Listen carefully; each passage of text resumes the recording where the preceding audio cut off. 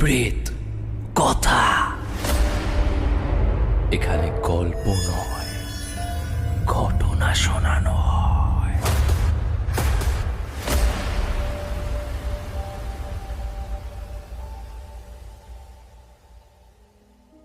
সকলকে স্বাগত জানাচ্ছি প্রেত কথা 466 নম্বর এপিসোডে।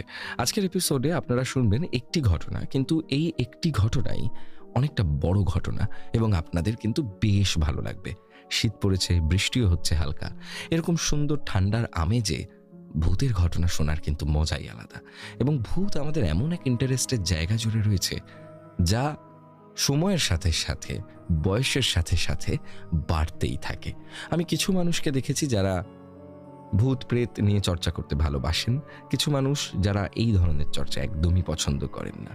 কিন্তু আমাদের প্রেত কথা যারা শোনেন তারা সবাই এই ভূত প্রেতের চর্চা করা মানুষ, এবং আমরা কিন্তু সবসময় নতুন ঘটনার অপেক্ষায় থাকি। আপনারা আমাদেরকে ঘটনা পাঠান, আপনাদের তরফ থেকে সব থেকে বেস্ট ঘটনাগুলি আমাদেরকে পাঠান এবং আমরা সেই ঘটনা আপনাদের সামনে তুলে ধরব। নতুন বছরে অনেক নতুন প্ল্যান হচ্ছে। আমরা খুব শীঘ্রই আনতে চলেছি শর্ট ফিল্ম, আপনারা প্রেত কথা চ্যানেলে সেটি দেখতে পাবেন। আমরা আনতে চলেছি আরও অনেক পডকাস্ট গৌরব তপাদার ভ্লগস চ্যানেলে এবং অডিও সিনেমা। তো বুঝতেই পারছেন কত রকম কাজের সঙ্গে জড়িত। অডিও সিনেমা খুব তাড়াতাড়ি আমাদের 470 নম্বর এপিসোডে আপনারা শুনতে পাবেন।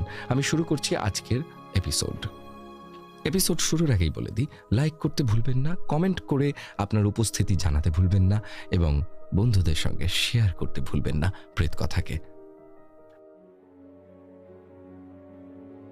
আজকের ঘটনায় আমার সঙ্গে ভয়েসে যারা যারা রয়েছেন, প্রিয়াঙ্কা, রুবিনা এবং ঋদ্ধি, তিনজনকেই অশেষ ধন্যবাদ আজকের এপিসোডে থাকবার জন্য এবং আশা করছি আজকের এপিসোড আপনাদের অনেক ভালো লাগবে। শুরু হচ্ছে আজকের এপিসোড। শুক্রবার এবং রবিবারের রাত মানেই ভয় পাওয়ার রাত উইথ গৌরব।